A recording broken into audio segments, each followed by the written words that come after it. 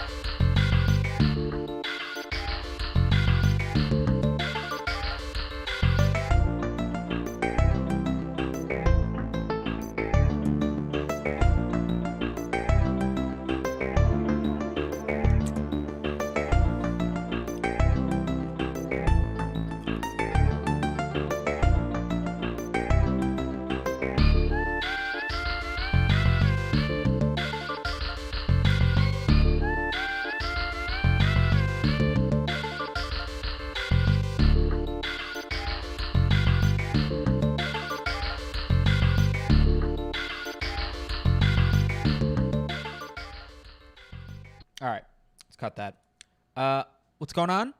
What's cracking? Welcome to the live stream. Appreciate you guys joining me. Again, the goal is to do this every Friday, so take a little bit of a second to say hello to chat. Thanks for dropping by, everybody. Hope you're excited for some generic internet news brought to you by a YouTube personality looking to justify how much time he spends online by turning it into content. I'm going to kick off the intro for the audio portion of the SHPODCAST in a second. I'll probably explain sort of like the layout and the template that I want to sort of follow the SHPODCAST with. Like I want to do I guess I'll just explain it after we start kicking up. But I have super chats in front of me. If you guys donate money on a super chat, I will read it maybe at the end, maybe when I get a second. But I can see all of them. I appreciate all of them. If you donate money and send a message, I will read it in my head, but I won't necessarily say it out loud right away just because I want to make sure I don't lose my thoughts, because obviously when this becomes a video, we want to make sure that I'm not wasting too much time. And obviously if we're recording on the audio, we want to make sure we get to everything. Hey, what's going on, Captain Angie? Yo, Guled, thanks for the 22. What is NOK? I wish I could hover over it and it would tell me. How hyped are you for GTA 5? Do you mean GTA 6? Because 5's been out for like 1,000 years now. Appreciate the super chat, my guy. What's going on, Slugworth? What's going on, CF Angie? If you guys want emotes, just like on Twitch, you can join the SumitoMedia membership, which is like $2 a month or something like that.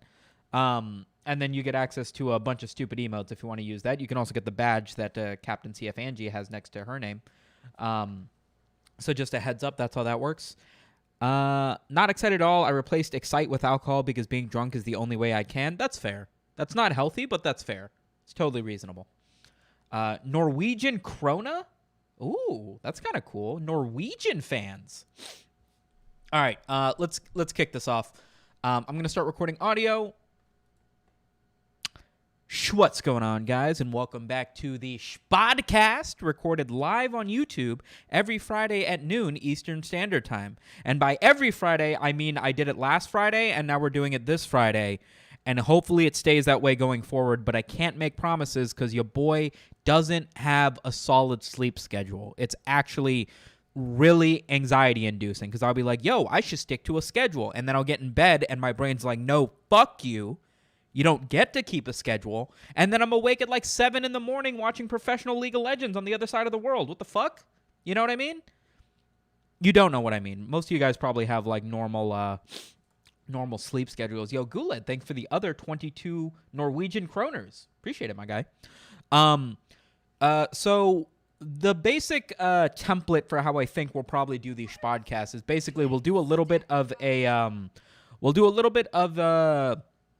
like a debrief, sort of like a, hey, it's Friday. We did our work throughout the week. Let's talk about the videos that we did. But real quick, before we properly start off, I do just want to give a quick update.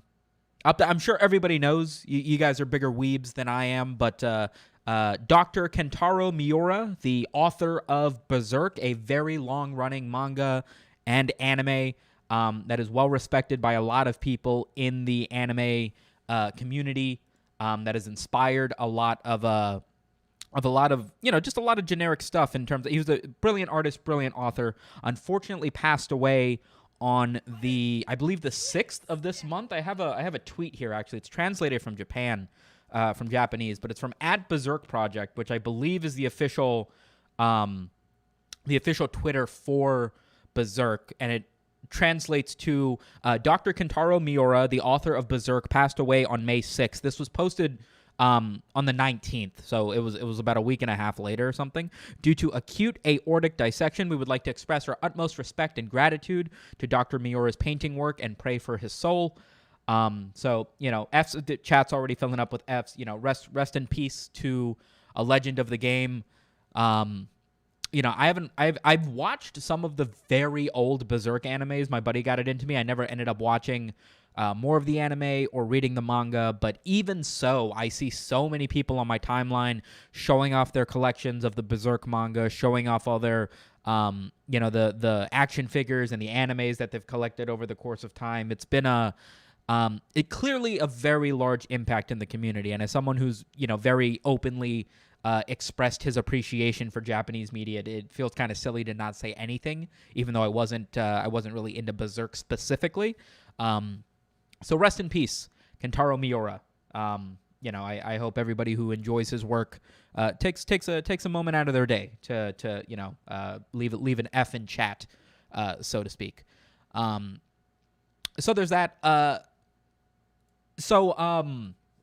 figured we would start with just sort of like a debrief on what we've done throughout the week. So if you guys take a look at this week, I've only done one video, obviously. I took a bit of a 3-week hiatus. I was really out of it, just sort of generic creator anxiety. You know what I mean? The sort of, I can make a video, but how about I sleep? And then 9 days goes by, and it's like, yo, I'm not very consistent with this YouTube thing.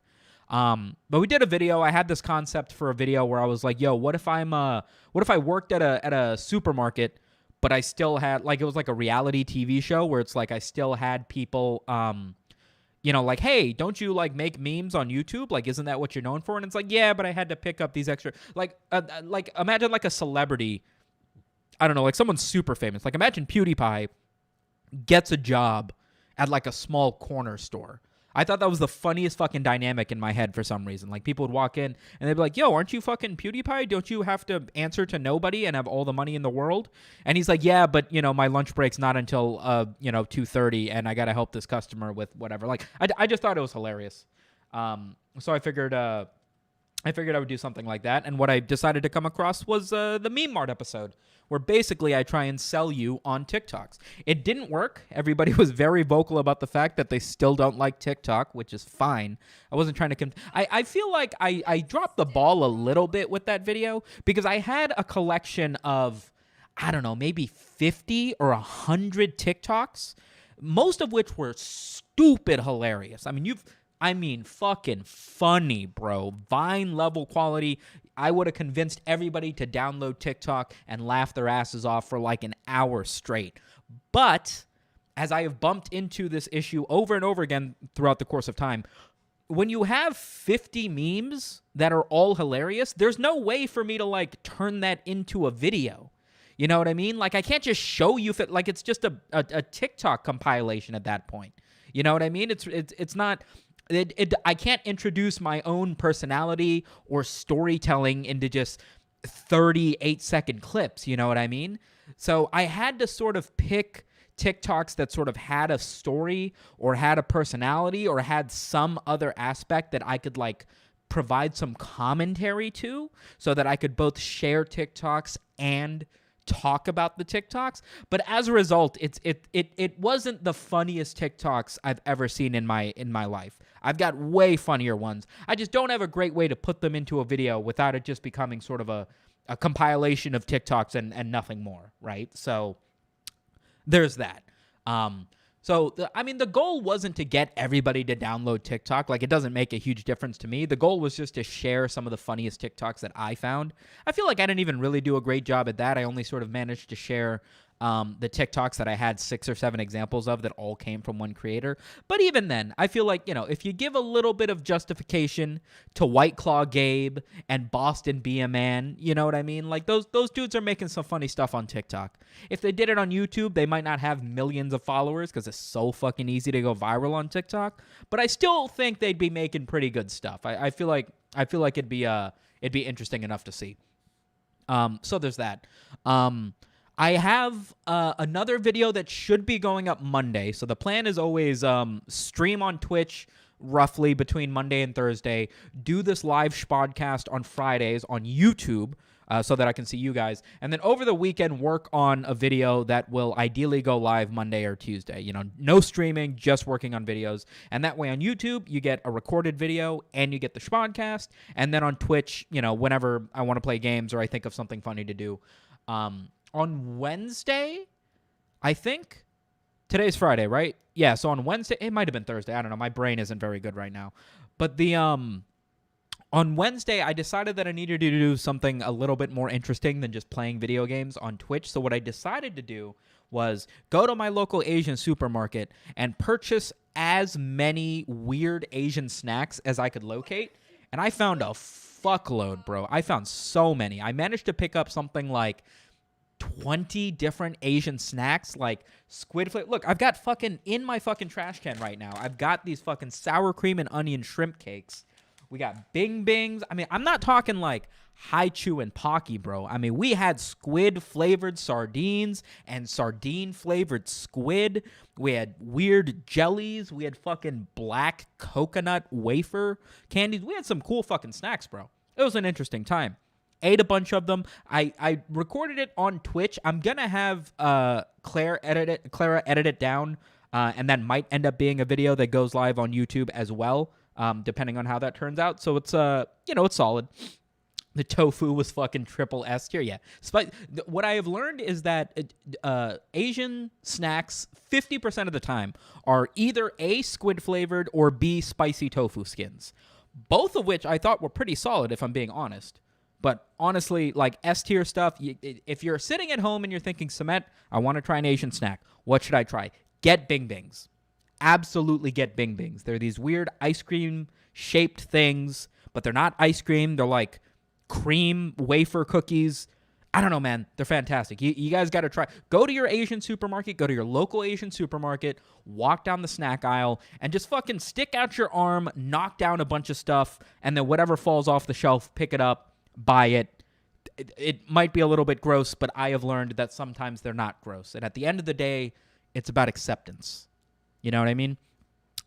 So anyway, yeah, that's the most interesting stuff I've done throughout the week. I have a video idea that's supposed to be going live on Monday. I don't want to give too much of it away, but it's not a traditional meme-inspired report on internet news. It's in fact a shitpost, a very elaborate parody of one of my favorite YouTubers. And I managed to actually get a cameo from this YouTuber that will be featured in the video. I think you guys are going to appreciate it. I don't know if it's going to go live Monday or Tuesday. I have an ad sponsor for it that I got to like make an ad and make sure it gets approved and all this stuff. But it's going to be fucking hilarious, bro. It's going to be so fucking hilarious.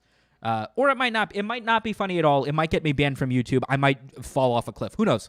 The future is uncertain. But the plan is that it's going to be kind of funny, right? The plan is that it's going to be kind of funny. I have that in mind. We have quite a few things from my P.O. box, actually. If you guys didn't know, I have a P.O. box where you guys can send me toys, candy, books, whatever you want. It's a P.O. box. I don't think mailmen have a restriction on what you can send people. And I do an unboxing basically every month. The last time that I did an unboxing was a month ago. So we're due for another unboxing. I call it meme mail. It's basically fan mail, but it's from you guys. Therefore, it's meme mail. Last time I got 11 bags of chips, which is, I mean, I didn't ask for anything specifically. I wasn't anticipating getting 11 bags of chips, but they're delicious. And I've eaten way more of those chips than I would like to admit. Honestly, it's unhealthy. But they're delicious. And I'm looking forward to getting more stuff from you guys in meme mail. So we'll be recording another episode of that sometime in the future. We got the parody idea coming up Monday. We got videos in the chamber, guys. I'm really getting back on my shit. Boom, I'm back on my coma. Boom, smashed your Corolla. You guys know that Kanye West song where I think it's Kanye West. You guys know what I mean, right? Did you get that little 5-second beautiful rendition that I just did? You guys know that song, right? I think you do. Anyway, there's that. What next do we have on my thing? Okay, so moving on to actual news. The first bit of news that we've got, I'll switch back to main, is Charlie Bit My Finger, video to be auctioned as an NFT. This is on the BBC.com website. Basically, there's been a lot of news about NFTs, naturally. A lot of people are talking about NFTs. They're sort of like the next big thing. I think the big shift into what made NFTs as a pop culture phenomenon as it is obviously Logan Paul making an NFT, and it's selling for... how much did Logan Paul's NFT sell for? Hold on. Logan Paul NFT... I didn't spell that right. Logan Paul made 50814... Is that million? Holy shit, $5 million in one day with NFTs. So that's what it was. I'm not going to explain what an NFT is, mainly because I only researched this like 30 seconds ago. I don't do a lot of work for these podcasts. I hope you guys aren't watching this thinking, oh, I'm going to watch Sumeto. He's an expert on everything that he says. I'm not. I'm a dumbass. I just collect together what looks interesting, eat it, and then regurgitate it back into the mouths of the baby birds in my nest that are you guys, okay? So, you know, at the end of the day, you guys know this better than I do. But basically, the idea behind an NFT is that it is some sort of digital asset that you can buy, and then it belongs to you. And I know what you're thinking. Sumeto, you wouldn't download a car, would you? But... you know, it's a digital asset. Like, everybody knows once something's on the internet, it's there forever. Ask Mia Khalifa, right? But, you know, it doesn't stop people from starting to make an effort with trying to make it seem as if you own the thing, right? So Charlie Bit My Finger, legendary YouTube video. Everybody knows this. Ow, Charlie bit my finger. It's the only situation where a British accent doesn't make me vomit profusely. Is this adorable video of, I think they're brothers, and then the baby bites his slightly older brother, and he goes, ow, Charlie bit me. That really hurt, Charlie. I hope you guys are appreciating this British accent, okay? You normally got to sub to the OnlyFans for it, but I'm giving you a sneak preview because it's almost Halloween, my favorite of the holidays. So the point is, whoever wins this auction for this NFT, whoever wins it, right, when they do, the official Charlie Bit My Finger video that is on YouTube with almost 900 million views will be deleted. And then, you know, I assume maybe they'll make some effort to, like, scrub it off the internet. Who knows? Maybe they won't. But, you know, they're going to delete it off the YouTube channel, and then whoever buys it is going to be, like, the owner of Charlie Bit My Finger. He will have bought this asset. NFT stands for non-fungible token, which basically translates to, I'm stealing your money, this doesn't mean anything. Apparently it's Ethereum-based, so there's some sort of cryptocurrency blockchain technology behind it, which doesn't even make sense to me, because I thought it was all a meme, and yet here we are. But, yeah, I don't know. I mean, the thing is, right, this isn't legitimizing Charlie Bit My Finger, right? If we pull up Charlie Bit My Finger, I saw this pointed out on Reddit the other day. Here's the original channel that's got Charlie Bit My Finger. It's called HDCYT. The profile picture is Charlie Bit Me, and that's the only icons that's on it. The only other videos on this channel are just update videos of the kids, news interviews that they've done. Like, there is nothing else to this channel. Most people would end up in a situation where, you know, you have like a viral video go viral, and then you turn it into like a YouTube career, or you post some other videos that are interesting to watch or whatever. Not these guys. They had a video go viral and then immediately transitioned into just milking the fuck out of it to make as much money as possible. So the fact that they're going to auction this video as an NFT, first of all, I don't think they're going to get a lot of money for it. Like, I think realistically,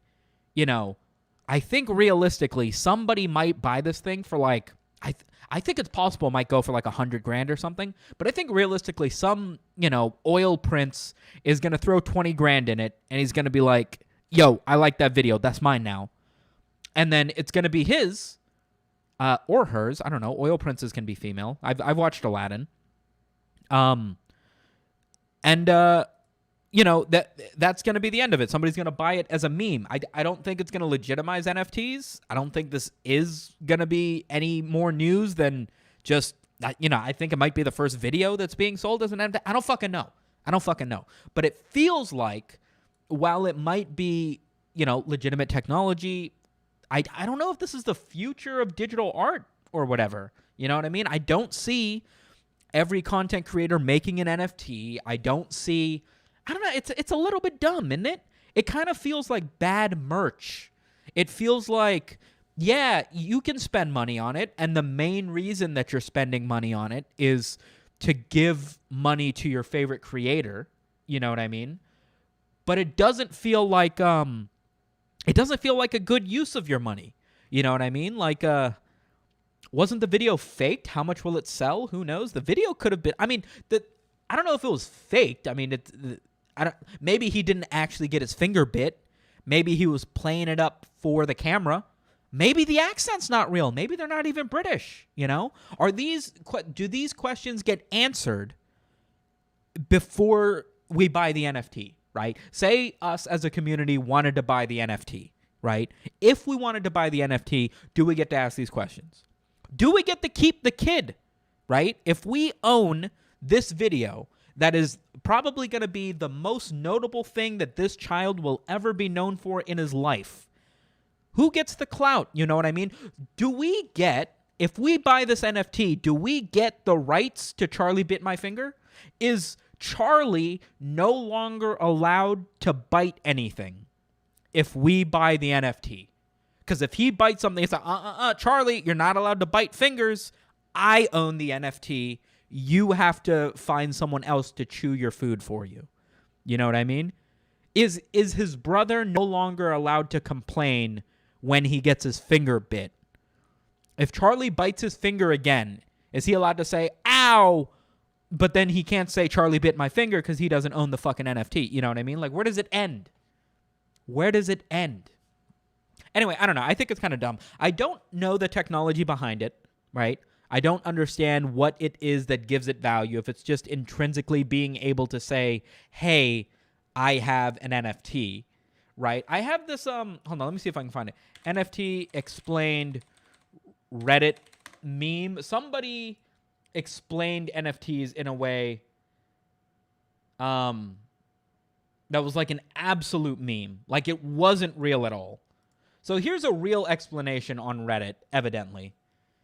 NFTs are digital assets that are not replicable. A picture, a video, a character, name, clothing, weapon, anything. It's the same as music and video. You pay $10 to stream a movie on YouTube, but you don't physically own it. You pay $50 to use the program that's all coded, not physical. The problem is that movies and programs can still be copied and distributed illegally. Imagine if blockchain tracks all copies of it, verifies the authenticity of it at the same time. It prevents someone from taking one copy and making 1,000 of it. Copies are limited. NFTs give ownership back to artists and creators, right?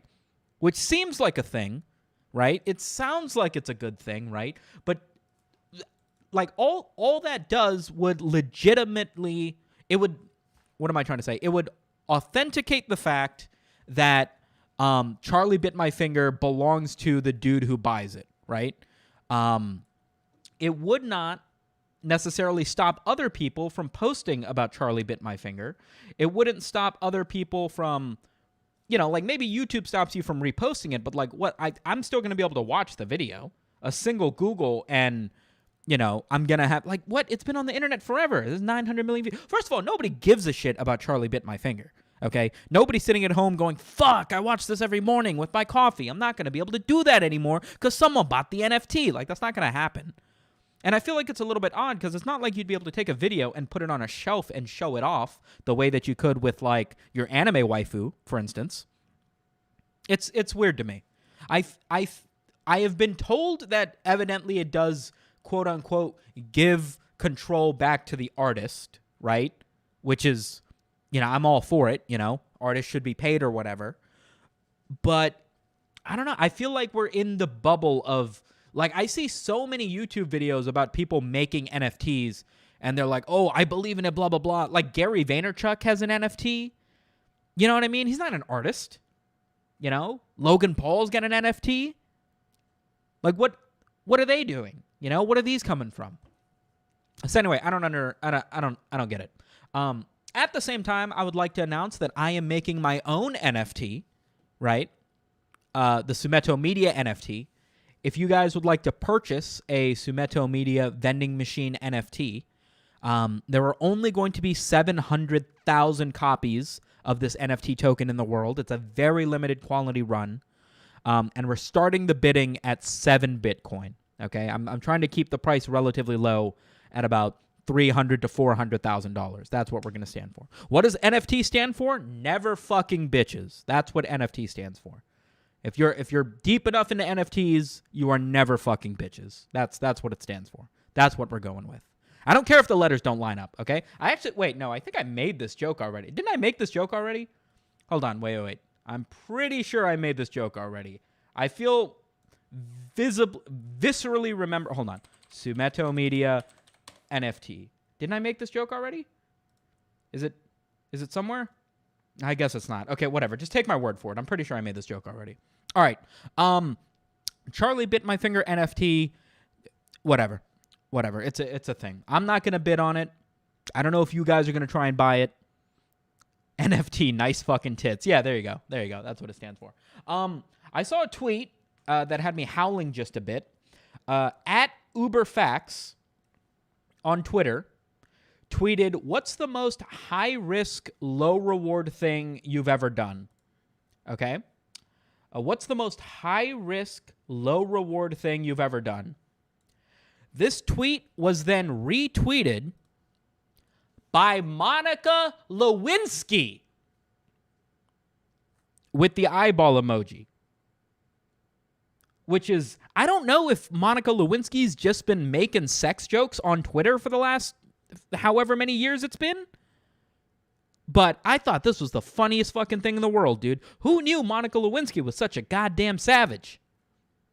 This is a high-risk, high-reward meme, bro. Holy shit. Who saw this coming? I didn't. Get it? You guys like the wordplay? Anyway, I don't have anything. See, this is the sort of thing that like I see and I think is hilarious. But then like this is never gonna make it into a YouTube video because I don't have that many more. I don't have much more to say about it. It's just, hey, Monica Lewinsky made a joke about Monica Lewinskying is a verb. But yeah, I don't know. Thought that was hilarious. I think you guys should show Monica Lewinsky some support. Who? I don't know. If you don't know who Monica Lewinsky is, I don't know if I can explain it to you. We naturally have more talks about on the Twitch hot tub meta. So if you guys remember last week, we talked about the fact that Twitch is being overrun with hot tub streamers. It is still in the meta. Women are taking Twitch's policy on not dressing in out of context skimpy clothing, combining it with the fact that they are allowed to wear bikinis if they're in an appropriate setting, and as a effort to circumvent their inability to dress skimpy in order for more tips and more attention on Twitch, by setting up hot tub streams, by inflating kiddie pools in their living room, by streaming from their pools and their hot tubs in bikinis, and writing names on their bodies for donations, all that stuff. The one of the biggest streamers on Twitch, Amaranth, well known for being hot. I mean, she's a streamer, but she's been around for a while. Amaranth has had all advertising on her channel completely removed by Twitch. Which is a few things, right? On one hand, I think we all saw something like this coming, and not just in the fact that Twitch has gone and done something about the hot tub streamers, but the fact that they went about it in a way that just communicates with nobody, doesn't even follow their own rule set, right? So there's two sides to this, right? So there's obviously people who are happy that Twitch is doing something about the hot tub streamers because everybody's under the impression that it's this huge deal and it's destroying the platform. Or if from an analytical standpoint, the main issue with hot tub streamers, like we discussed, is basically just Twitch's inability to set any hard rules about it, right? If Twitch said hot tub streamers are fine, then hot tub streamers would be fine. Like, this would be the end of the conversation. If Twitch said, yo, hot tub streamers aren't fine, this is going to be problematic for us in the future, which it very clearly was going to be a problem, they could say that, and then people could start following the rules, or people could start getting banned for not following the rules, right? But what happens? Twitch, in one of their just chatting events on Twitch, I forget who it was that said that it was fine. Let me see if I can find it. Twitch hot tub streams response. Twitch responds to hot tub streams. This is win.gg. Here it is. So DJ Wheat said in a recent stream. So DJ Wheat is, and absolutely. Can I read what this is? The text is so small. It doesn't say what he is. He's one of the leads on Twitch, right? He states that basically that they are looking into it. That currently they are not taking any action against anybody who's just sitting in a hot tub in a bikini.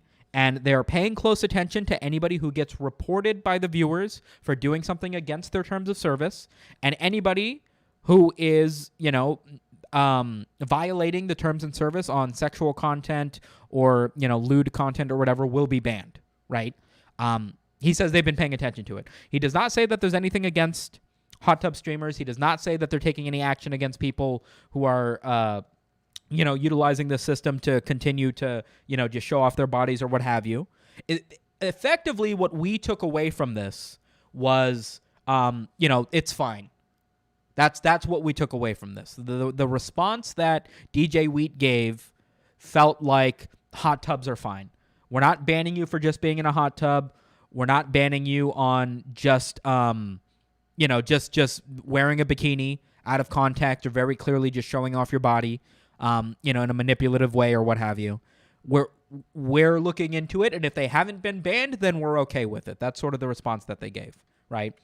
Which, again, is fine. If that's the stance that they want to take, if that's what Twitch decides they want to do moving forward, is allow hot tub streams, then, the issue is inconsistency. If that's their plan, great. Allow hot tub streams, cool. But then, not even a week later, I think, Amaranth, one of the biggest Twitch streamers who did a hot tub stream or has been hot tub streaming, I don't know how often, has had all the advertising suspended on her channel. Twitch did not reach out to her. Twitch did not even notify her that this was the case. She herself noticed that all the ads had been stripped from her channel manually, right? This wasn't an automatic. It's not like on YouTube where YouTube can, see that a bunch of flags are coming in and then automatically take something out of the algorithm or take something down because they think that it's violating, their terms of service or whatever. Somebody went in, saw what Amaranth was doing, and then made the decision to remove all the advertising on her channel, which is just not, that is not the same as what Twitch said on their thing. She isn't a small streamer who's, maybe being a little too lewd or breaking TOS or whatever. She's one of the biggest streamers on the platform. So if anybody was going to do a hot tub stream and make sure that they follow all the rules, it's going to be Amaranth. You know what I mean? Offline TV, Pokimane, Lily Pichu, Toast, Scara, they all did their own little hot tub stream. Everybody had sort of T-shirts on. They kept it a little bit more conservative because they were doing it more as a meme parody after Twitch came out and said, hey, we're going to be all right with hot tub streams effectively, right? But then this happens to Amaranth. And it's a big deal. It's hard to read through the surface level news and opinions that everybody are giving, because they want to see this as people want to see this as Twitch stepping in and making the right decision. People want to look at this as, oh, it looks like Twitch is finally going to do something about these hot tub streamers, right? But this is the main issue that people have with Twitch. This is the main issue that people have with Twitch, is their inconsistency, their lack of communication about what they want on their platform. Just a week ago, on their official Twitch channel, they come out and live say, hey, this is okay. We don't see this as violating as terms of service, and if we do, we'll step in. And then somebody who's going up just with what they said, hey, this is okay, I'm following terms of service, I'm following all the rules, gets her fucking advertising stripped away. There is an update to this posted by, how do you pronounce this, by the way? Dexerto? I always said Dexero, and that's not right. I like read it closely today. Amaranth set to lose almost $500,000 a year from Twitch ads being removed, which is just a horrible fucking title for the article. It's 100% just clickbait to get you to click on it.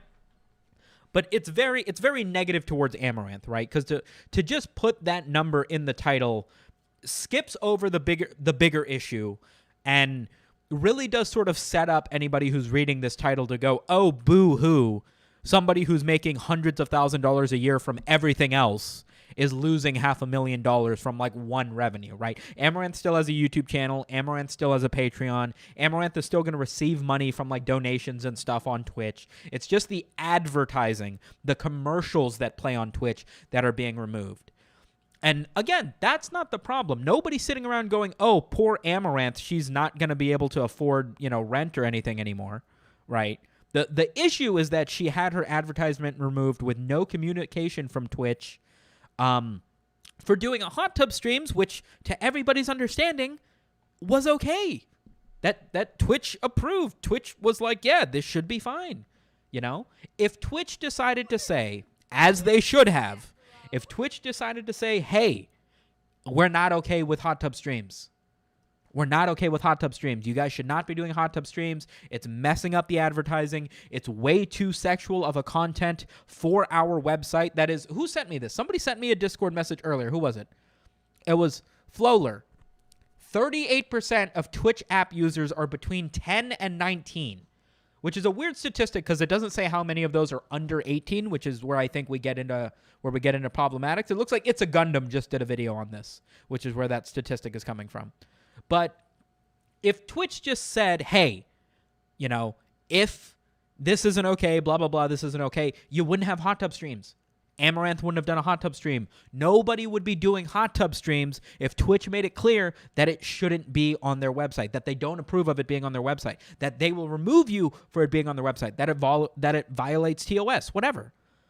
But the reason that it exists is because Twitch is fucking pussyfooting around making a definitive stance on what the fuck they're going to do, they don't want to say, hey, you can't do hot tub streams. They don't want to take away an avenue for like women to thrive on their platform. That's what it feels like, is they don't want to ever be in a situation where the female users on their platform could look at them negatively, could feel like they're taking away from, their ability to make money. But this isn't the solution.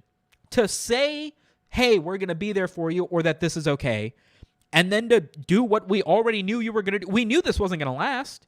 We knew Twitch was going to get backfire for allowing this sort of sexual content on their website front and center as the main thing that shows up when you Google Twitch, hot tub meta, with your biggest streamers bitching about this.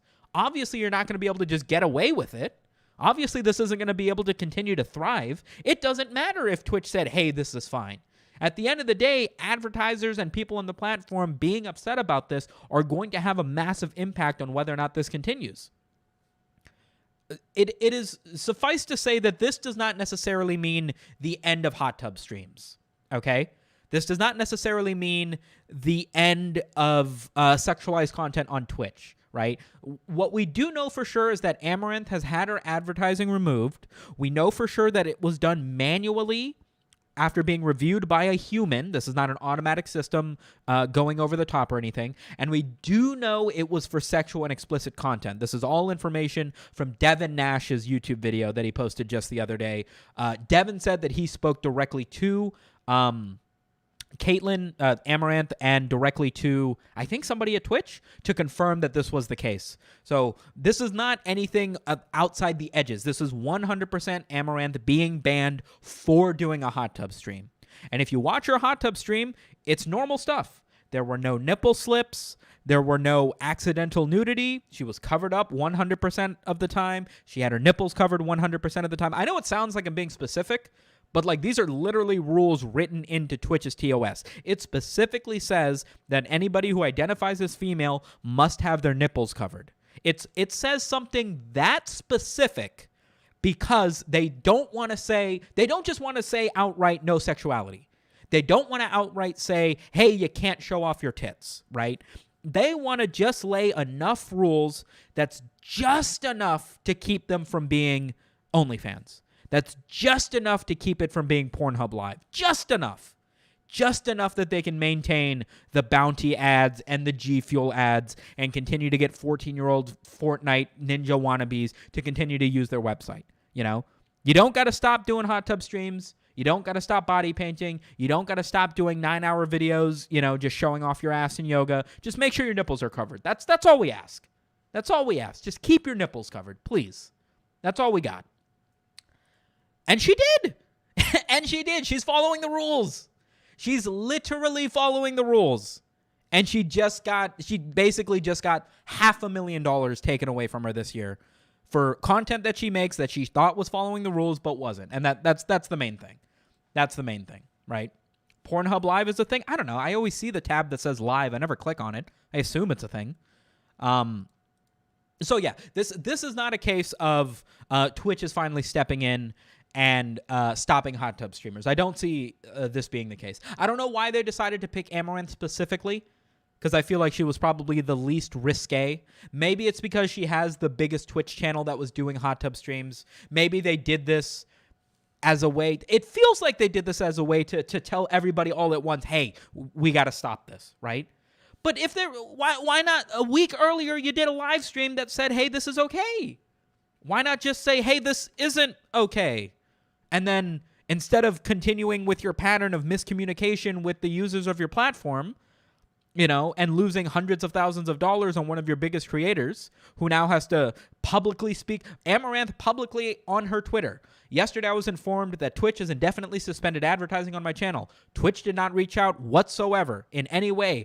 I had to initiate the conversation after noticing without any prior warning that all the ad revenue had disappeared from my channel analytics. This is an alarming precedent and serves as a stark warning, although content may not be ostensibly bleak community guidelines in terms of service. Twitch has said nothing. Twitch has said nothing and has just taken away all this advertising on her platform for something that they could have prevented, right? If it was so serious of a situation that they had to remove all ads because they were worried about losing ads on sexualized content, right? This is what caused the adpocalypse on YouTube, by the way. You guys remember when a bunch of ads ran on like the Spider-Man Elsa videos on YouTube and Logan Paul's fucking Suicide Forest video on YouTube, and advertisers were like, yo, we don't want our ads on this shit, and then money for all creators on the fucking platform plummeted? This is the exact same thing.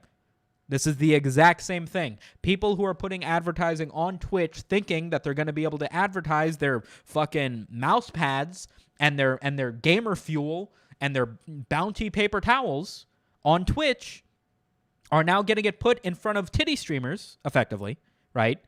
I will say that Amaranth is the most flavorful of the titty streamers, okay? She's one of the better ones, okay? They're gonna have a fucking problem with it. Surprise, surprise, they're gonna have a fucking problem with it. Devin Nash explained that the main issue, the main solution, many people commented when we talked about the hot tub meta last week. How come you can do this on YouTube? Why is this a problem on Twitch if you can do it on YouTube? Right? Why is it that YouTube, you can be in a bikini, you can do hot yoga, you can have instructions on jelking, showing nudity and what have you? Why can't Twitch just make an 18+ section? Why can't Twitch just allow this and give it its own category or whatever, right? I did not know the answer to this question. I did a little bit of research. I didn't come to a solid conclusion, but as always, the ever knowledgeable Devin Nash explained the way that ads work between YouTube and Twitch yesterday, or 2 days ago. I don't know when you guys are listening to this, but slightly earlier than whenever this video comes out. Go check out Devin Nash on YouTube, okay? He states that on YouTube, they have a dynamic advertising system based on keywords. This means that YouTube sells their ads based on the keywords that people are searching for. So for instance, if you were to look up my channel, you might look up such keywords as handsome, authentic, glorious, meme lord, right? Whatever you want to describe me as, right? Sex appeal. When they put advertisements on my channel, they do it based on these keywords. So an advertiser who wants to sell you, I don't know, dick strengthening pills, they might advertise their dick strengthening pills through a keyword such as erectile dysfunction or hot tub streams or whatever, I don't know, right? And Google will say, hey, yeah, you want to advertise on the keyword erectile dysfunction? It's $50 a click or whatever. And so they get advertised on the keyword erectile dysfunction. And as a result, their ads for dick pills will only show up on channels that fit the keyword erectile dysfunction. I don't know why I went with this example, but work with me, okay? This way, makeup ads only go on makeup channels. This way, milk ads only go on milk channels because they're looking at the keyword. It makes it appropriate, okay? It is why that slightly more risque content, I don't want to say adult content because you can't just have straight up porn on YouTube, right? But more risque content, more lewd content, more financial content, whatever. It is why ads are more appropriate to what you're watching. B, it is why more risque content can still have ads on YouTube. And C, it is why in general, everybody gets paid more on YouTube per view. And the money is more dynamic, okay? Somebody who is getting 100,000 views per video that does pet grooming might make $2,000, okay? I don't know if pet grooming is a very lucrative niche, but because of the advertisers that are willing to put money into pet stuff, maybe you'll make $2,000 on 100,000 views, right? If you were to make 100,000 views, but you were a meme channel like myself, let's say you only make $1,000. Even though I'm still getting 100,000 views compared to the pet channel, because there's less advertisers, I don't know, I'm just giving you random numbers, right? Because there might be less advertisers on a meme channel, like maybe it's only G Fuel and like Chinese warehouses that want to sell you Pepe t-shirts and stuff. Maybe there's not as much advertiser money on memes as there are for pet supplies. So maybe for that same 100,000 views, I'm only getting paid $1,000 versus the pet channels that are making $2,000 because they're getting advertising from like flea shampoo and all this other stuff, right? And the exact same way, 100,000 views for like a financial channel, somebody who's explaining stocks and Bitcoin and financial literacy to you, that dude could make $20,000 because the advertisement on financial channels, they can sell you life insurance, they can sell you real estate, they can get you to sign up for Robinhood.com, StockX. You know, they can put way more money into their ads because they know they're going to make back way more money from their ads because you spend more money as somebody looking at videos that are explaining real estate or stocks. You know, if I'm watching a video on how to invest in the stock market, I am almost definitely going to spend more money on the thing that I'm researching than somebody who's watching a video on like minimalism, right? So naturally, the ads are going to pay more. This is all done dynamically. This is done through robots and algorithms and keyword research. It is why your favorite content creators all get paid different amounts of money, and it is why you can kind of do whatever you want on YouTube and you will get paid. You might not get paid a lot if you do adult content, and it's why a lot of people will avoid swearing and make more kid-friendly content because the wider of a range that you have for your content to reach people, the more money that you can potentially make because you will be more attractive to more advertisers, right? Sumeto, is this how it works on Twitch? Fuck no. Fuck no, this is not how it works on Twitch. How does it work on Twitch, according to Devin Nash's video? On Twitch, they sell their ads manually. You remember in The Office where fucking like Jim and fucking Dwight had to like go to other offices and try to get them to buy paper from Dunder Mifflin, like in an office manual? They're like, hey, you want to fucking buy from Dunder Mifflin? That's what Twitch does. Twitch has teams of people that reach out to Bounty, G Fuel, whatever, and they go, hey, we could sell 100,000 views of your advertisement. We can make sure 1 million people every day, 100,000 people every 5 hours, whatever, view this advertisement because they'll play it in front of every single person that's on their website, right? And they sell it manually. So this means two things. One, there are no dynamic ads. You guys know this. If you use Twitch, you can click on 100 different streamers. You'll get the same fucking bounty ad over and over and over again. It's like there's only 7 ads on Twitch because they're being sold manually. And B, it means everybody gets the same ads. And this is the biggest problem. There are no adult-only ads. There are no, kids-only ads. There are just ads, which means the ads that need to be appropriate for Ninja streams also need to be appropriate for Amaranth streams. And it becomes problematic when you put an ad in front of 100,000 people and Bounty's okay with the ads that are being put in front of Tim the Tatman, but they're not okay with the ads that are being put in front of Amaranth, right? Everybody saw this coming. Everybody saw this coming. This was the most obvious blunder that was going to happen by Twitch not stepping in with this overly sexual content that was running rampant on their website. And what happens? Backlash! Who the fuck could have seen this coming except for everyone? Now, Amaranth is being used as sort of like not a scapegoat. What do you call it when you make an example out of somebody? I guess that's what it's called. Twitch is now making an example out of Amaranth, I guess, by taking away all of her advertiser money. And, they gave no power to Amaranth in this situation. They could have just said, hey, this isn't cool, or this might become problematic in the future. This isn't going to work out. And people wouldn't have done it. The only reason they were doing it was because they thought they were working within the guidelines of what Twitch had given them. And to their knowledge, they had, but obviously, I don't know. As I'm not somebody who's making my living doing hot tub streams. I think if I was paying my rent, I was trying to buy a house, I had car payments, and doing hot tub streams was going to like triple my income, and everybody else was doing it, it was going to build my business, like I would find a hard time to not do it. I would find it difficult to not make that decision if I was okay with it, if it was going to make me that much more money, and from my understanding and everybody else's understanding, it's within their terms of service. Huge problem. Huge problem. Twitch, naturally, poorly communicated. It still isn't. It is very clear that Amaranth had her advertising removed because of the hot tub incident. It's not clear why Twitch did this. Twitch has, at this moment, not removed anybody else's advertising. They have not made any updated statements on why they removed Amaranth's advertising publicly, right, outside of what Amaranth has stated. They have not made any new guidelines to the terms of service. I'm sure something like this is probably going to come soon. Twitch is probably going to come out with some sort of updated statement stating, hey, here's an update to our dress and guidelines policy. No fucking bikinis. No thong underwear in any situation. We don't care if you're at the beach, right? This is kind of what they have to do. Ah, man.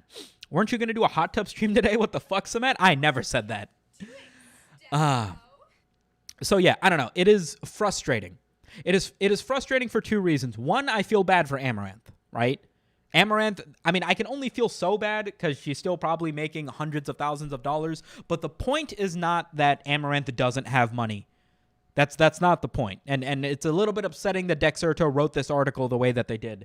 Amaranth set to lose $500,000. Like I said, it's really written in a way that makes you go, oh, boo-hoo, massive streamer makes slightly less money than the millions of dollars they're already making. But that's not the point. The point is not that Amaranth is losing an amount of money and we should feel bad. It's that she had all this money taken away for completely playing with the rules. She didn't do anything outside of what she thought Twitch was completely allowing her to do. And it makes it weird. What is Twitch going to be difficult about next? That's the main issue. What happens when Twitch decides that, using a certain mouse is considered cheating in a video game? What happens when Twitch decides that ultra-wide monitors are providing an unfair advantage in Fortnite and anybody with an ultra-wide monitor is going to be banned? Where does it end? When Twitch can do this, and completely take away this much, like it's her livelihood, right? They can completely remove this kind of livelihood and stability from one of their biggest Twitch partners, right? What does this mean for everybody else on Twitch? I would be very scared as somebody who makes a huge amount of their living from Twitch. By the way, I make a huge amount of my living from Twitch, right? This does not bode well for the way that they handle their platform. This means that anybody who is streaming on Twitch as to make their living could at any point have this much money removed from them, could have their advertisement removed, they could be banned for any reason. You could be the way that they're going about this implies that they could absolutely ban you, remove you, block your ads, blacklist you from the website for any reason, right? Everybody knew that this was a little bit risque, but Amaranth did not break any rules. That is the key thing. Amaranth did not break any rules. And she is being blackballed as if she wasn't even the first hot tub streamer. She was just the biggest Twitch streamer, had a sizable hot tub. Pokimane did a hot tub stream. All of Offline TV did a hot tub stream. Granted, they weren't in bikinis. They weren't in thong bottoms, anything. They were writing people's names on their bodies, right? But, they kept it just a little bit more covered, but they did a hot tub stream, right? So, where are we drawing the line? Where the fuck is Twitch drawing the line? When is Twitch going to be consistent with their application of the rules that they have in a way that makes us feel like it's going to be okay to use their platform? Where does it end? It's a bad precedent, man. I can only talk about it so much because, this should be a surprise to nobody. It's not like Twitch has a great track record with being consistent with the rules. They have a terrible track record with this. I don't understand how long they're going to be able to do this, man. For how many times is Twitch going to be able to just completely fuck over their creators in a way that is 100% Twitch's fault before, I don't know, man. Like I said, I'm using Twitch. Why do I use Twitch? Let's talk about this, right? If Twitch is so bad, Smet, why do you stream on Twitch? I stream on Twitch because it provides, A, because of the culture, and B, because it provides an avenue of income that YouTube does not, okay? A big portion of Twitch's culture is people donating money to their favorite streamer. Not that I'm saying that people don't donate money on YouTube. They do. If I were to live stream video games, 4 days a week on YouTube like I do on Twitch, I would probably also make a lot of money from YouTube. But one of the biggest things on Twitch is that, A, everybody gets a free Prime subscription on Twitch if you have Amazon Prime, which a lot of people do, right? So if you have Amazon Prime, which plenty of people have Amazon Prime, and you connect your account to Twitch, you get a free subscription to anybody on Twitch, which normally costs $5. It works exactly the same as a paid subscription. So for paying $0, you can subscribe to my channel on Twitch, okay? And for doing so, you receive all the benefits that you would if you otherwise paid $5, and I get $2.50 of that $5 for $0 on your end, right? For having Amazon Prime, which you already probably have, right? Which plenty of people already probably have. And so, as somebody who has, I think we just hit 8,000 followers on Twitch the other day, right? For people spending no money and just clicking a series of buttons to connect their account, I make probably at least a couple $100, I think, from people who are Prime subscribed on Twitch, right? Which is not, that's not no money. That's way more money than I would make if Twitch just didn't exist whatsoever. But I think more importantly, that is money that I receive that costs no money to my audience, right? That is actually a sizable amount of support that I, as a content creator, receive just because people are watching me play on Twitch, right? I get money from people watching ads on Twitch, and I get money from people subscribing with a Prime subscription, which at the end of the day costs them nothing if they already had it, right? That doesn't exist on YouTube. YouTube is not owned by Amazon. Aside from watching more ads, which plenty of people do, I still make more money off of YouTube than I do on Twitch in general when it comes to ads. It doesn't exist on YouTube. The only way to give money towards me on YouTube is to pay money on YouTube, right? is to, you donate $3, you donate $10, I get a portion of that. That's how that works. But if you do it on Twitch, there is a way for you to do it for free. That's one thing. The other thing is that the culture of Twitch is much more money-oriented. It isn't uncommon for someone to find a streamer that they really like and donate $100 in a given month. You know what I mean? They subscribe for $5. You can subscribe on somebody's behalf on Twitch if you aren't familiar. It's called gifting a sub. Basically, instead of you paying $5 to receive like cool emotes and a badge in your name on chat and an ad-free viewing experience, I can pay $5 and gift you 30 days of that experience. And then it's just like you bought it, except I bought it for you. And you can do this a number of times. Very frequently, I will have people jump into my Twitch chat and they will gift 25 subs, 10 subs, which cost them $5 each, and I get half of that, And then people who are watching that maybe never spend $1 now have emotes in chat. They're now advertising other people. They have the cool badge. They get an ad-free viewing experience. That's all part of the culture on Twitch. You can donate money to your favorite streamer. People will throw money around, donate bits. It's all very memey. There's little sounds that play. You can share YouTube videos. You can do all these things that are all sort of sorted around a community of people sort of throwing money at a streamer, And that's totally normal on Twitch. That's totally acceptable on Twitch. That has been a part of Twitch's culture forever. And that just straight up does not exist on YouTube. When you're watching a streamer for long periods of time, it's typically expected that eventually you'll subscribe. You don't have to. Nobody's expected is not the right word. But, if you're watching it, there are huge incentives for donating money to your favorite streamer. They'll read your name out. You can play a text-to-speech message. They'll thank you for it. There's this interaction based around money. That doesn't exist on YouTube. Nobody donates money to YouTubers. If you're not live streaming, even if there was a button under your video that could say, "Hey, I loved this video. I'm going to give you $5." That is a experimental thing that they've added to some YouTube videos, by the way. YouTube is playing around with that exact feature.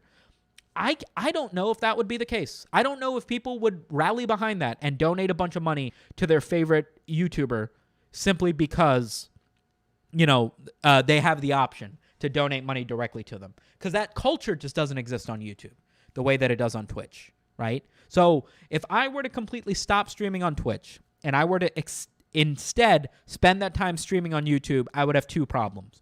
One, I would be making less money. Straight up. I would be making less money through those two factors. One, there are not free Prime subscriptions on YouTube. So there's already going to be, 20, 30, 40 people that were giving me, $2.50 each for no money out of their pocket that now can no longer do that because there is no free option to give you a subscription on YouTube, right? And B, I would make less money overall because the culture on YouTube is not based around tipping, right? The culture on YouTube is not based around tipping. We currently have about 300 people watching us on YouTube. I usually average somewhere between 40 and 50-ish on Twitch. If I had 300 people watching me on Twitch, like real genuine community members, we'd be having like a few dollars, a few hundred bits donated all the time. Yo, Knackard, thanks for the $5. Hey, I love this video. I'm going to give you $5. Just make me eat my words real quick, right? There's a big difference.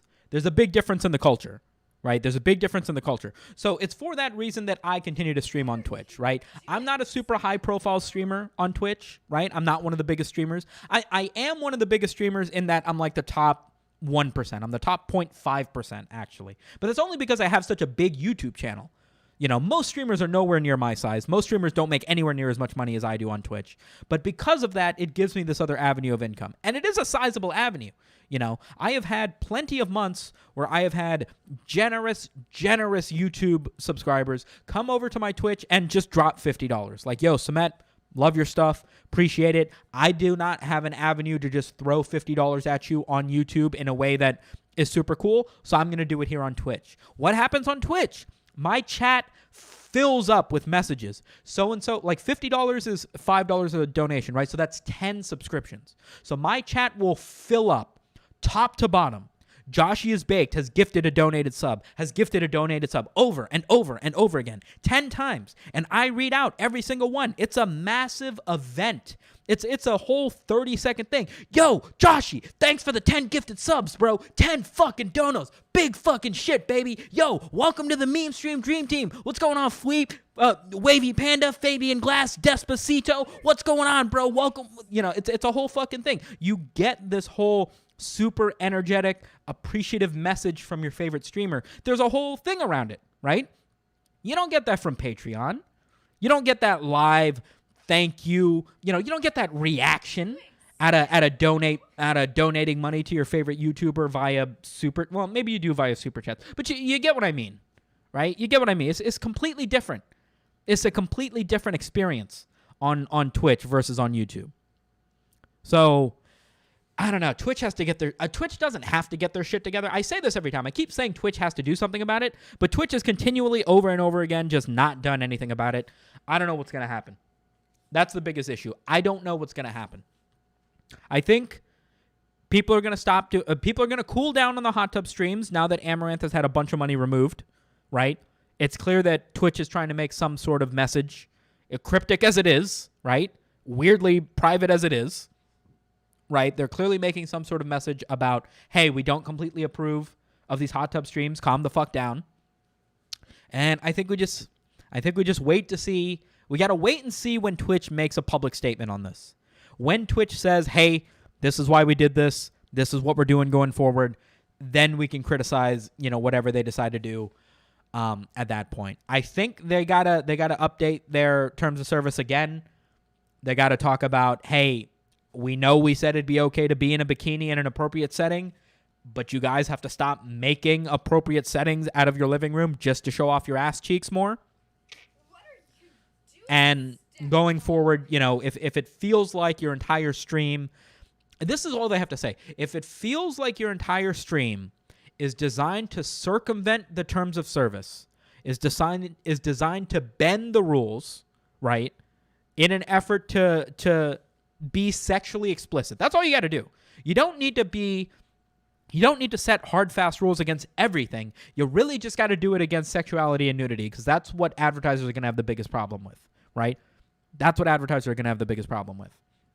I had another person comment, yo, hot tub streams shouldn't be allowed on Twitch whatsoever. Twitch is for gaming. And that's just the most drooling down your chest dog shit take I've ever heard in my life. I don't know if you guys have been to fucking Twitch, but there's way more than gaming, bro.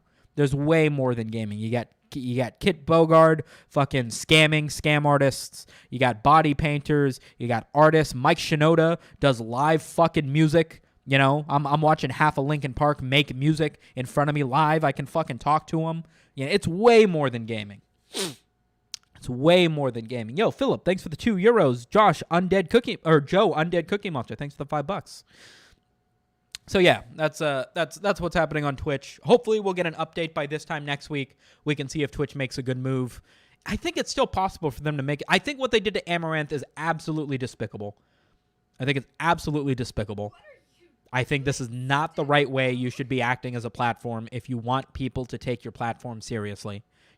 At least when YouTube bans somebody, like, you can kind of justify it, People love to point out YouTubers who have been banned. They're like, yo, but Smet, didn't YouTube ban Leafy? And it's like, bro, I mean, really? You had no idea that Leafy was going to get banned? Leafy has no idea why his account was, like, come on. It's pretty fucking obvious when you're bending the rules. And YouTube is not afraid to ban you for shit that they feel like is going to be detrimental to their platform, right? Twitch just has to be the same way. Honestly. Like, I don't see how you can work for Twitch or be one of the dudes making decisions at Twitch and not just following YouTube's footsteps. Like, YouTube is 20, 30, 40 times bigger than Twitch is at any given moment. More active users, more active live streamers, more advertising dollars. Why the fuck would you not just do what they're doing? The template's set out in front of you. Sir Plebeian, thanks for the $5.49 Canadian. I'll buy some maple syrup with that, my guy. All right. Let's move on. We'll talk about this more next week. I'm sure this isn't going away anytime soon, but let's move on to the next thing that we got. I like doing YouTube. Okay. I was thinking about this the other day. I remember I did a podcast on the unknown, or the Create Unknown. That's what it's called. It's Kevin Lieber from Vsauce 2 and Matthew Tabor from also Vsauce 2. The Create Unknown. They do a really cool podcast on YouTube, and it's available on Spotify and a bunch of other places. That they look at creators. So they just did Jeremy Scott from CinemaSins, Aki's Weird Story, Sarah Dici. I'm in here somewhere, right? Yeah, there I am. Meme Master, SumitoMedia talks cyberpunk, and simps. Look at that, 4 months ago. We talked about why I quit my job momentarily in that. And I talked about how my job was pretty cool, the job that I had for a year before I went full-time on YouTube. I worked at a fabrication company, kind of, or a software company. Basically, they made a software that mapped brains, neurons and stuff using 2-photon microscopy. And I built the computers that we would sell to research facilities, and the lasers and the control boxes and everything to do this laser grid to be able to scan people's brains and shit, right? It was cool. I learned that in Elon Musk's Neuralink presentation, the software that he used to show the map of someone's brain is actually the software that my company developed, right? I didn't work on the software. I just built computers and stuff. But, on paper, that's a cool fucking job. That's a really cool fucking job.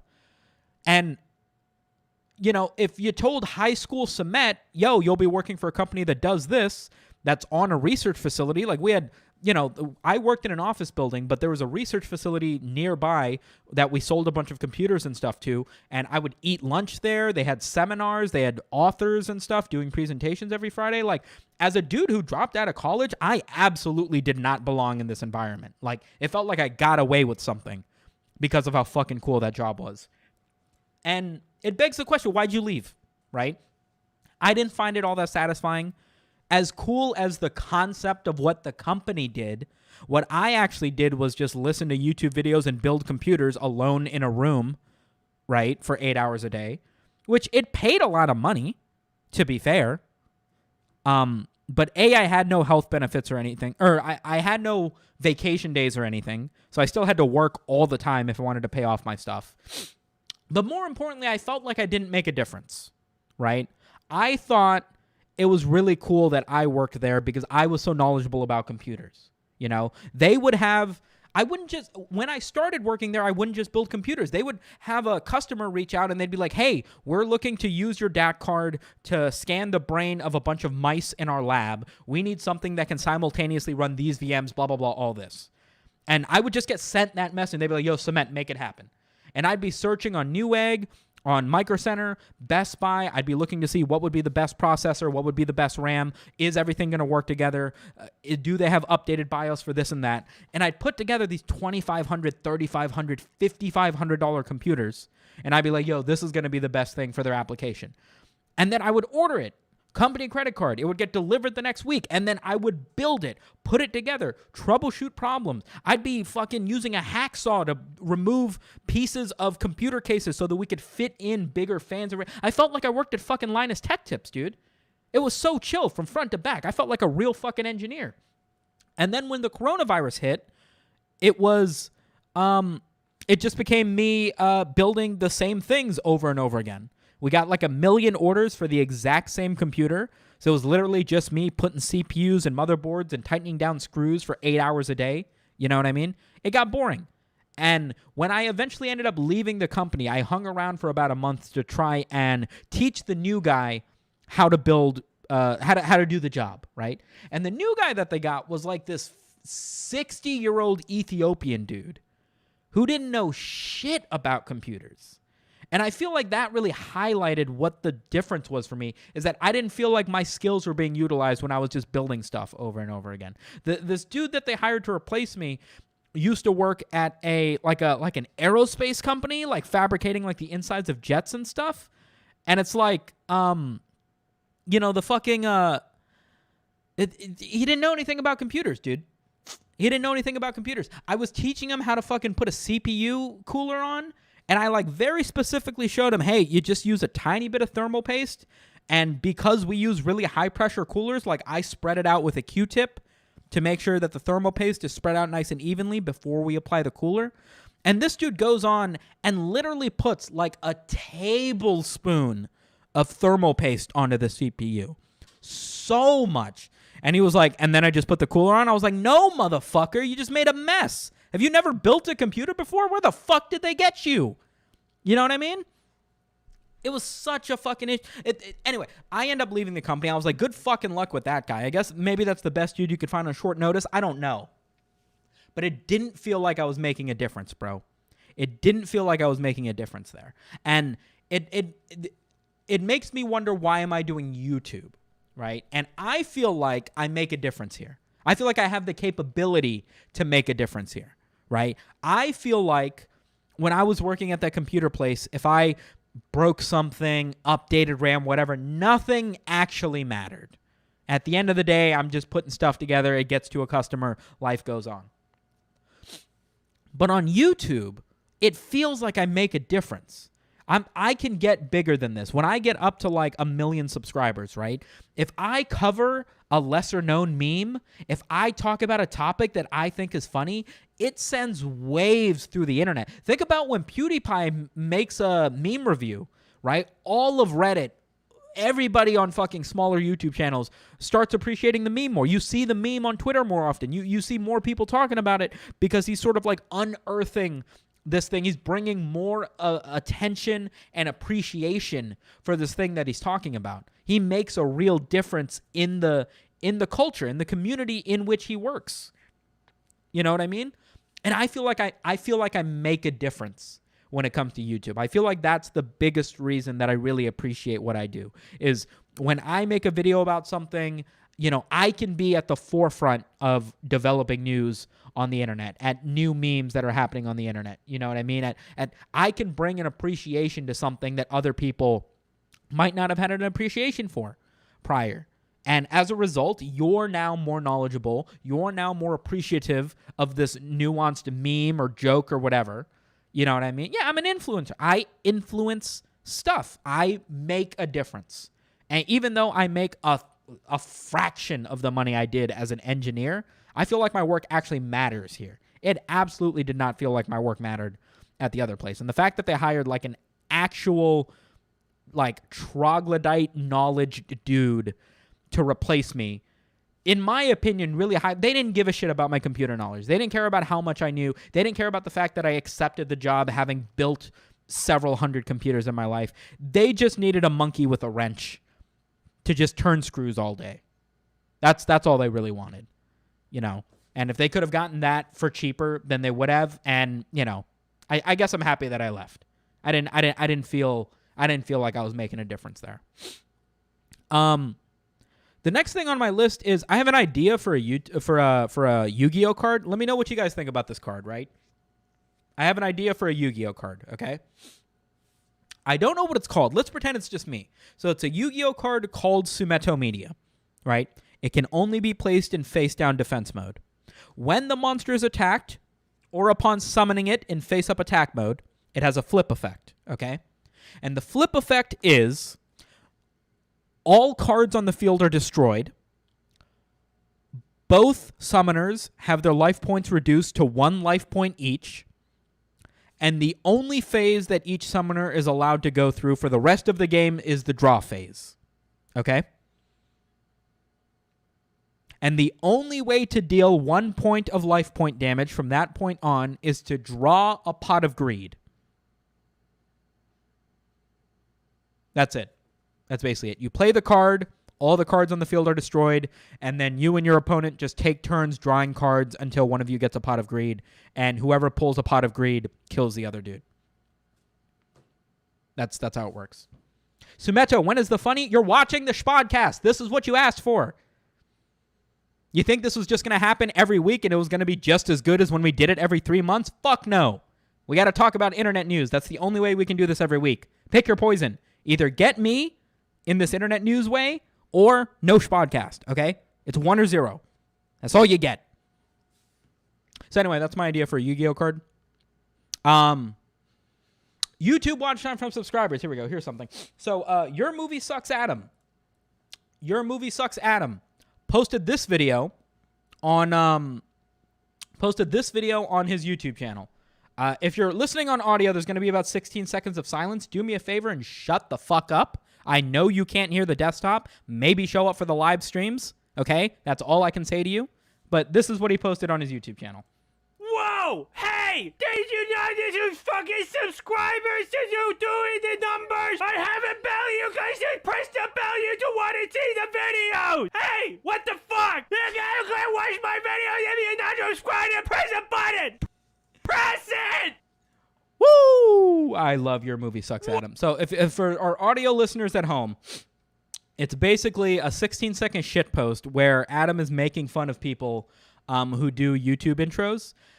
He makes fun of people telling you to subscribe and hit the bell notification, which I always feel like is a little bit in bad taste when you're already a big subscriber. You know what I mean? Like, PewDiePie was like, man, I fucking hate people who tell you to subscribe before the video even starts.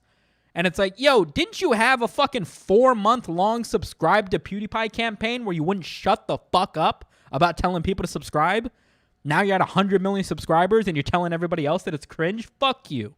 You know what I mean? It feels a little bit in bad taste. But the main thing that he's making fun of is the subscriber bell, or not the subscriber bell notification, sorry. It's the watch time from subscribers. I wanted to talk about this, right? I wanted to talk about this. Everybody shows this metric. You'll see it in Dreams videos. Anybody who gets a lot of views on YouTube, they will show this bar graph where it says subscribed 1%, not subscribed 99%. And you'll hear something along the tunes of, hey guys, according to my last time for subscribers, 99% of you guys aren't subscribed to my channel, so I would really appreciate it if 99% of you guys would subscribe to my channel so I have more subscribers. It's fucking stupid. It's really fucking stupid. You know why it's really fucking stupid? Because that is not what this bar graph is telling you. This graph is not saying that 99% of people did not subscribe to your channel. It is telling you that 99% of the people that watched your video are not subscribed to your channel. I know that sounds similar, but it's two separate things, okay? It means that most people who watched your video are not already subscribed to you, which means most of the people who watched this video are new people, are brand new people to your channel. It means that YouTube is suggesting your video to a new audience. You know, the thing that you want it to do? If your subscribers, if this number was 100% subscribers, that would mean that YouTube showed your video to nobody that wasn't subscribed to you. Did you get that? It would mean that it only showed your video to people who are already subbed to you, which means it would be impossible for you to get more subscribers. It's so dumb. I tweeted about this, and you guys know when I tweet, I'm just bitching about stuff, right? So this first video, as you can see, is 83% subscribed. Yo, Captain Angie, thanks for the $15, bro. You collect Yu-Gi-Oh cards? Yo, sick. This first video is 83% subscribed, 16% not subscribed. This second video is 83% not subscribed, 17% subscribed, right? Which one of these videos did better, right? Well, Samant, the first one's got 83% subscribed. You're stupid. You're stupid. The second video has 30 times more views. The second video has 30 times more views. The first video has 10,000 views. The second video has 300,000 views. That is the difference. The first video didn't do very well. If a video only gets 10,000 views on my channel, which has 90,000 subs, that means that YouTube showed it to a bunch of my subscribers. My subscribers didn't really fuck with it, and as a result, YouTube didn't show it to a bunch of new people. Because if my subscribers didn't like the video, why the fuck would we show it to people who aren't subscribed to you, right? You're already giving us bad metric numbers. So a bunch of my subscribers watched it. It did not push it out to new people. Therefore, my subscribe number is super high. If we take a look at the second video, a bunch of my subscribers did enjoy the video, and as a result, YouTube pushed it out to a new audience. They showed people who aren't subscribed to me this video because according to their metrics, because my subscribers liked it, maybe other people will like it.